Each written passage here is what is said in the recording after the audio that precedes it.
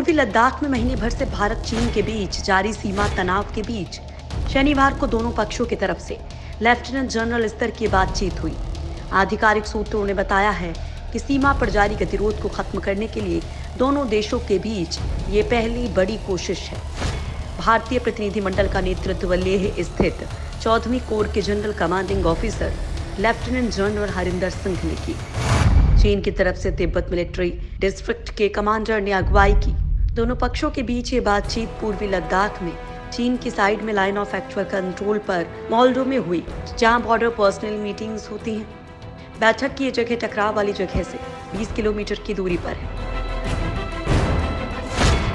आगे भी जारी रहेगी बातचीत। इंडियन आर्मी के प्रवक्ता के मुताबिक भारत चीन सीमा पर मौजूद स्थिति को देखते हुए भारत और चीन के अधिकारी तयशुदा सैन्य और कूटनीतिक माध्यमों से जुड़ना जारी रखेंगे। शनिवार को दोनों देशों की तरफ से हुई लेफ्टिनेंट जनरल स्तर की बातचीत से पहले स्थानीय कमांडर्स के स्तर पर दोनों सेनाओं के बीच 12 राउंड बातचीत हो चुकी है। इसके अलावा 3 मेजर जनरल स्तर की भी बातचीत हो चुकी है। कई दौर की बातचीत में कोई हल नहीं निकलने के बाद इतने बड़े स्तर पर बातचीत का फैसला हुआ। एक दिन पहले ही दोनों देशों के बीच हुई कूटनीतिक बातचीत में दोनों ही पक्ष एक दूसरे की संवेदनशीलताओं और चिंताओं का सम्मान करते हुए शांतिपूर्ण बातचीत के जरिए अपने मतभेदों को खत्म करने पर सहमति जताई थी। बताया जा रहा है कि बातचीत के दौरान भारतीय प्रतिनिधिमंडल ने पूर्वी लद्दाख के गलवान घाटी, पैंगोंग सो और गोगरा में पहले की स्थिति बहाल करने की सख्ती से मांग की है। क्षेत्र में चीनी सैनिकों की बड़ी तादाद में तैनाती का विरोध करने के साथ साथ भारतीय इलाकों में भारत द्वारा इंफ्रास्ट्रक्चर के निर्माण का विरोध नहीं करने पर भी चर्चा की गई। सूत्रों के मुताबिक इस बैठक में भारत ने इस बात पर जोर दिया है कि चीन अप्रैल में जो स्थिति लद्दाख इलाके में थी वहीं पर कायम रहे। मीटिंग के दौरान चीन ने दिखाया उठापन। लद्दाख सीमा विवाद को हल करने के लिए एक और जहां चीन और भारतीय सेना के लेफ्टिनेंट जनरल रैंक के अधिकारी आमने सामने बैठे थे, दूसरी तरफ चीन का मीडिया धमकी भरे अंदाज में भारत के खिलाफ अनाप शनाप लिख रहा था।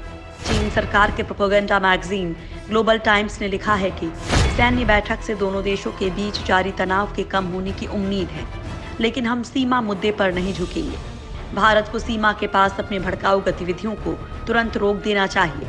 साथ ही ग्लोबल टाइम्स ने लिखा कि चीन के बॉर्डर डिफेंस ट्रूप्स ने सीमा पर भारतीय गतिविधियों का जवाब देने के लिए सभी तरह की तैयारियों को पूरा कर लिया है।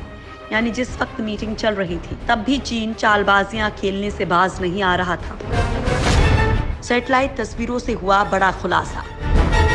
चीन ने लद्दाख में बॉर्डर के पास जिन हरकतों को अंजाम दिया है उनका खुलासा अब सैटेलाइट तस्वीरों से लगातार हो रहा है। प्लैनेट लैब्स ने अब तनाव वाले इलाके की नई तस्वीरें जारी की हैं जो पैंगोंग झील के उत्तरी किनारे की हैं। ये वही इलाका है जहां पर इन दिनों भारत और चीन के सैनिक आमने सामने हैं। LAC के पास इस झील के उत्तरी किनारे पर 8 पहाड़ियां हैं जो झील में उंगलियों जैसे मिलती हैं। आर्मी इन्हें 8 फिंगर्स कहती है। भारत की सीमा फिंगर 8 तक है, जबकि चीन दावा करता है कि फिंगर 4 तक उसकी सीमा है। फिंगर 4 और 8 के बीच में ही ताज़ा तनाव है। यहीं पर दोनों देशों की सेनाएं लंबे संघर्ष के लिए तैयार हैं। सैटेलाइट फोटोज दिखाती हैं कि चीन ने झील के किनारे टेंट लगाए हैं और कई स्ट्रक्चर भी खड़े कर दिए हैं। इन सैटेलाइट तस्वीरों में दिख रहा है कि झील के किनारे पहाड़ियों की तलहटी में कई कैंप नजर आ रहे हैं। 27 मई की तस्वीरें दिखाती हैं कि चीन ने फिंगर 4 तक टेंट गाड़ दिए। चीन ने भारत के इलाके में घुसपैठ की है। पैंगोंग झील पर सेना की बटालियन के 2015 से 2017 के बीच कमांडर रहे कर्नल एस डिन्नी का कहना है कि ये स्ट्रक्चर पहले वहां नहीं था। चीन ने पहले भी इस इलाके में टेंट लगाए हैं, मगर इस पैमाने पर नहीं। कुछ दिन पहले तिब्बत ऑटोनॉमस रीजन में भी चीन एयरबेस की सैटेलाइट तस्वीरें आई थी, जिनसे साफ था कि चीन ने LAC के नजदीक इंफ्रास्ट्रक्चर पहुंचाना शुरू कर दिया है। क्या है भारत और चीन के बीच विवाद? भारत और चीन के बीच 3,488 किलोमीटर लंबी सीमा है।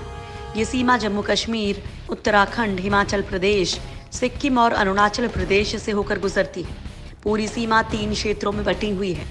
पश्चिमी सेक्टर यानी कि जम्मू कश्मीर, मध्य क्षेत्र यानी कि हिमाचल प्रदेश, उत्तराखंड और पूर्वी सेक्टर यानी कि सिक्किम, अरुणाचल प्रदेश।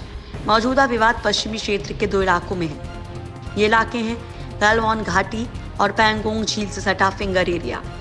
लद्दाख में स्थित गैलवान घाटी के सीमा के पास चीन ने 80 टेंट बना लिए हैं। इसके जवाब में भारत ने अपनी सीमा में भी 60 टेंट बना लिए हैं।